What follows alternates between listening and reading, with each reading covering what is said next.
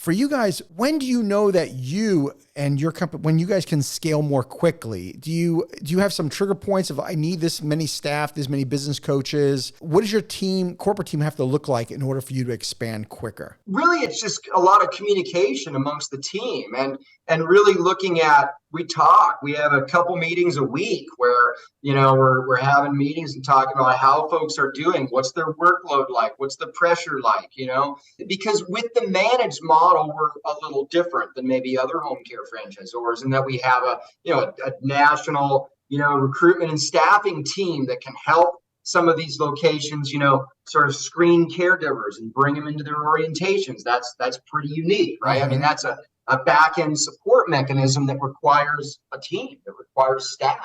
We need to really time out when the biggest thing for us is not necessarily the number that we've sold. I'm gonna be a little tricky in how I say this. It's not necessarily the number we sold. It's what states are they in, the licensing process. How long does that take? We have to map out the timeline for opening these locations. If we sold 6 locations, we don't want to open 6 locations, in the same 3 months, right? Mm-hmm. Because those first handful of months with the location are critical. And there's a ton of support that as a franchisor, right? When we're helping a location get off the ground, we're throwing a ton of support behind them. And so we're really having to look at, can our current team handle what? And so this number of sales this year, what are the openings going to look like staggered based on the states that they're in and how long that projected licensing timeline is? I know that's a weird answer, right? But we're constantly juggling these different balls because Sure. We know what our team needs in order to, for example, go out to a location and do some on-site training. We know what our team needs for that. Mm-hmm. And so we've said, in terms of the managed model, like we're limiting sales to 5 or 6 a year because that particular model requires a lot of bandwidth. And so 5 or 6 a year there, and it's a little more open-ended with owner-operators. Yeah, so with the managed model, you're taking a lot more ownership then, obviously, of responsibility of getting that franchisee up and running. And since this is a model where it's passive, if I was in a franchisee, what can I expect in terms of that training? And what kind of training is necessary for me since I'm not really doing much of the work, right? You guys are even, hiring that managed staff. Yeah. Well, we're not hiring anybody, right? But we are sourcing. Okay. And so Those hired guns will source folks. And we actually have a vendor that's doing that these days where we're sourcing folks. And then we're doing multiple team interviews, but then we're putting them in front of the owner, and the owner has to make that final decision. I mean, it's their business. They have to make that final decision. We cannot do that for them. But we pivoted a little bit. Okay. Remember, one of the dangers of being a pioneer is you have to have some comfort level with knowing you're gonna have to learn some tough lessons, right? And absolutely. So I mean, initially we thought, well, people could just live wherever and have this, and there you go, and have very little training, maybe come to the San Diego office for one day. Now we've pivoted a little bit, and we like even owners in the managed model to go through some fairly significant training. We like them to go through about a week of training. We do. They don't necessarily need to go through the on-site training piece where they're going out in the field and marketing and learning principles and practices, but at least webinars and then a visit, a visit possibly to San Diego, but at least some webinar trainings that span the course of about 5 days. We like them to go through because many of our managed model owners really want to, when their business can afford them, they want to jump into it more, right?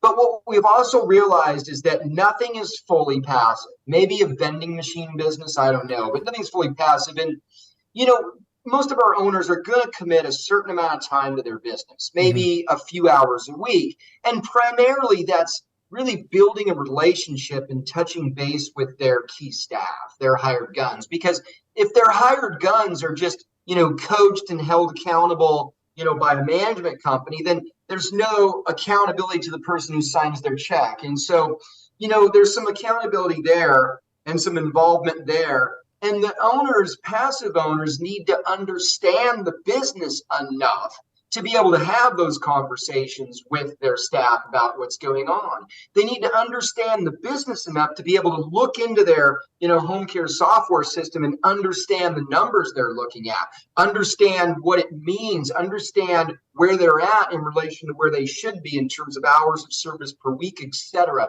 So we want those owners, and it warms our heart when we have owners that a few months in start speaking like a home care owner, but they're, in the managed model. And we've also found that in the managed model, there's really powerful ways that even semi-passive owners can get involved. I'll give you one example. We've had two owners in the managed model that have investigated and uncovered local contractual opportunities for their organizations that existed in their local market that they engaged, and it has produced some serious positive outcomes for their businesses. And so, there's ways that even passive and semi-passive owners can involve themselves in their business in a very productive fashion. And why wouldn't they want to? You know what I mean? Because if you're somebody that just like, I don't even want to think about this business, well, then it wouldn't be for you, right? Because I think any business that you're dumping money into is going to take brain space, right? And so if you're going to be committing some thought to your business, why not think about how you can play a role in helping your business be on the best footing to be successful possible? So with that said, who is your ideal franchise owner? What are some of those traits that you look for? Well, it's going to be a little bit different between owner operator, right, and managed model. And that's been really tricky for us, to be quite honest with you. We kind of knew the type of owner for an owner operator, but then we started selling managed models.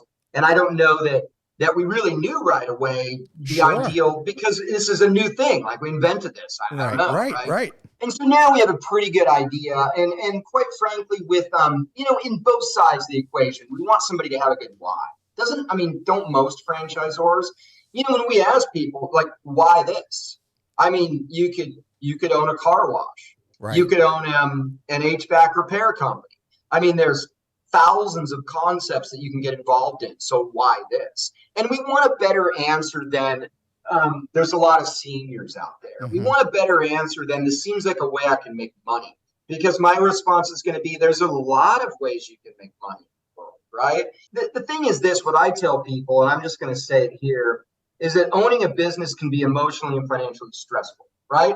Totally. If it wasn't, everybody would do it, okay? Absolutely. So I truly believe that business owners that give their business time, that allow their business to stand the test of time, are committed to their business because they believe in what it does. They believe in the prospects for growth. They believe in the value their business brings to the world, their community. That might sound like a soft science, and maybe it is. But I've seen those owners that just don't really care, about the business. They could care less about what we do, care less about seniors. Why would they, when there's bumps in the road, why would they want to weather that storm? They won't. Right? But if you truly believe in this and you're like, I am in this, to make money, but I'm in this because I really care about the people we're serving in our community and the people we're employing in our community, then you're more apt to take those bumps in the road and go, let's strategize around how to move through this, right? And so I think that with both owners, we're looking for good why,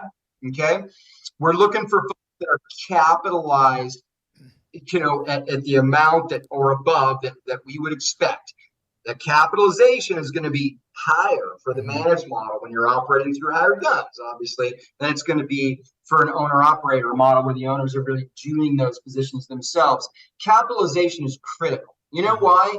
Home care, it's no secret. It's a growing industry. We have a exploding senior population. The people we serve are generally people in their 80s and 90s, our oldest old. That's the fastest growing age demographic in the U.S. right now. When the oldest baby boomers hit that age demographic, it's going to be exponentially more true. Sure. So it's no secret, right? This is a growing industry. And the fact of the matter remains, you have to give your business time, okay? And so any home care organization can be successful if you give it legs, if you give it enough time to find that success. And like I said before, if people really want to build something out that's this lucrative, meaningful business for them within 12 or 24 months, they probably shouldn't do home care, right? Mm-hmm. I mean, home care is going to take you longer than that. And I think that 3-year mark is pretty fun in home care because you're not the new kid on the block anymore. And you tend to get recognized in your community a little bit more. And so I like that period for home care organizations, but you got to keep your business alive, Right. or else you take all your chips off the table. And so I think that, we're looking for folks that understand that. We're looking for folks that have, a fairly patient time horizon, capitalization, a good why that's going to keep them in the game. And, we even like managed model owners these days that really want to have some level of involvement in their business. And again, that's a lesson learned, Frank. It's like, I think if we run into a managed model owner that says, I don't want to do anything ever with my business, we would run. I think before we might have entertained them in the very beginning. But now, we really want folks that are interested enough in this to have some level of involvement in it, because we've actually seen a couple locations have, be in the managed model and then have an owner take over that role that they normally had a hired gun in and just really go, you know what, I can do this. I'm ready to jump in. And so we want folks to have some interest in their business, because a business is going to be more powerful, the more involvement different people have. Thank you for tuning into the Emerging Franchise Brands podcast. For additional insights, guest applications, and to stay connected, visit us at efbpodcast.com. The Emerging Franchise Brands podcast is for entertainment purposes only, and the views expressed do not necessarily represent those of Emerging Franchise Brands, its host Frank Fiume, or Emerging Franchise Group, LLC. Any discussed franchise or investment opportunity requires thorough investigation, obtaining proper disclosure documents, and expert consultation before making any investment decisions. The podcast and its host do not offer professional advice or endorsements, and they hold no responsibility for actions, representations, accuracy, or consequential damages related to the podcast content.